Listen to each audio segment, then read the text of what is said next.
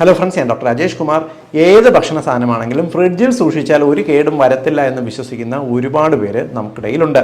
ഫ്രിഡ്ജിൽ സൂക്ഷിക്കാൻ പാടില്ലാത്ത ചില ഭക്ഷണങ്ങൾ എന്തെല്ലാമെന്ന് വിശദീകരിക്കാം. ഒന്നാമത്തത് പഴവർഗ്ഗമാണ്, പ്രത്യേകിച്ച് വാഴപ്പഴം പോലുള്ളവ.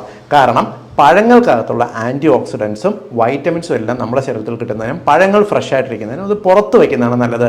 വാങ്ങി 3-4 ദിവസത്തിനകത്ത് പഴങ്ങൾ ഉപയോഗിച്ച് ദീർഘനാളത്തേക്ക് അത് ഫ്രിഡ്ജിൽ വെച്ച് ഉപയോഗിക്കാതിരിക്കാൻ ശ്രദ്ധിക്കണം.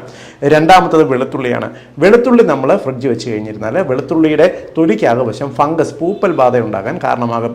ഫ്രിഡ്ജിൽ നിങ്ങൾ വയ്ക്കുകയാണെങ്കിൽ തൊലി കളഞ്ഞ് അതിൻ്റെ അല്ലി മാത്രം എടുത്ത് 1-2 ദിവസത്തേക്ക് പാക്ക് ചെയ്ത് ഫ്രിഡ്ജിൽ വെക്കാനായിട്ട് ശ്രമിക്കുക. ഇനി അതല്ലെങ്കിൽ പുറത്ത് നല്ലൊരു കണ്ടെയ്നറിൽ വെളുത്തുള്ളി ഇട്ട് അടച്ച് സൂക്ഷിച്ച് വെച്ച് കഴിഞ്ഞാൽ അത് കേടുകൂടാതെ ഇരിക്കാൻ പറ്റും.